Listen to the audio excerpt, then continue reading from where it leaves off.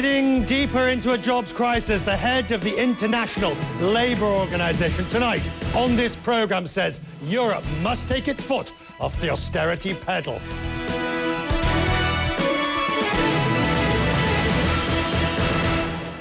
Good evening. Tonight, a call for action and a rethink on austerity in Europe as the continent's unemployment levels reach new highs. The jobless rate in the Eurozone is at 12.1%, an all-time record. On this programme tonight, both the Commissioner for Employment and the head of the ILO agree on one thing. Urgent action is needed to stop the inexorable rise of the jobless numbers. Now, if we look at these numbers, come and join me over at the CNN Super Screen. And this particular one, this chart that I'm going to show you, more than anything else, shows the situation when you compare the Eurozone with the United States. It is as simple and blunt as this. Obviously, we focus on this area here. And if you look, during 2009, you have a convergence taking place after the Great Recession, and that continues right the way until 2011. And then, of course, the US, with its more vibrant, flexible labour markets, kicks in, some would say, and the number falls. Meanwhile, in the Eurozone, as the European debt crisis begins round about here, Greece, Portugal, Spain, Ireland, that number starts to rise ever higher. Of all of these countries, of course, Greece is worst of all. And if you look again at these particular numbers, you will see just how that has translated itself. That is Greece with its extremely, let me just choose a different colour, with its extremely sharp rise. Spain takes a much more measured, but it picks up a little bit further on.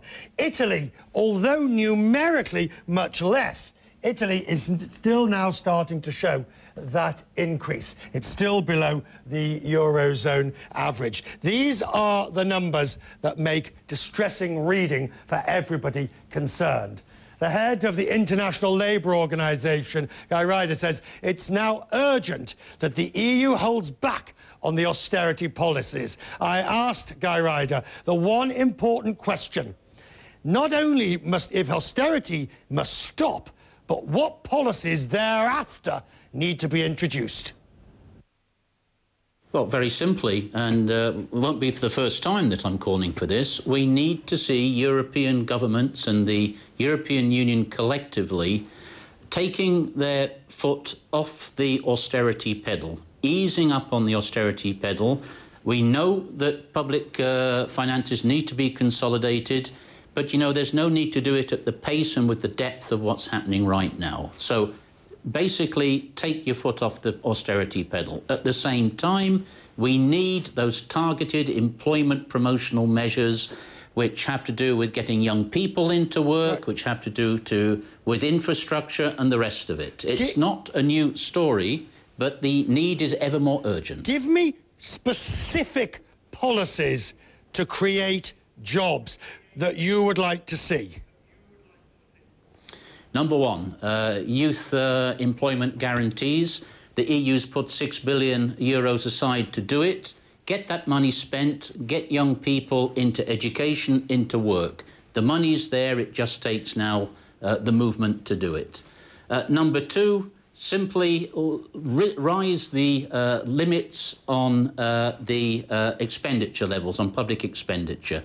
We have space in many countries to put more money into the economy, to give more space to wage increases, to get demand moving.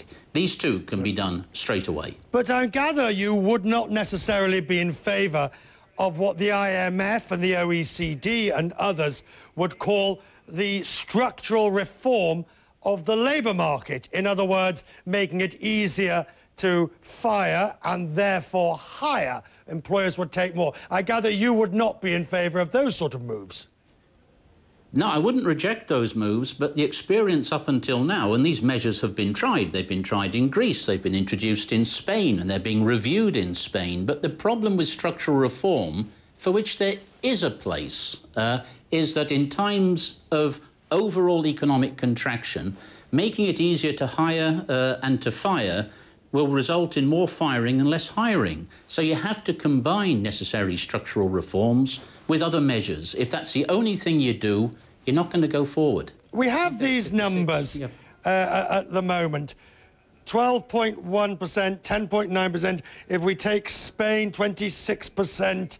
That's right. When would you expect to see a reduction in unemployment in Europe?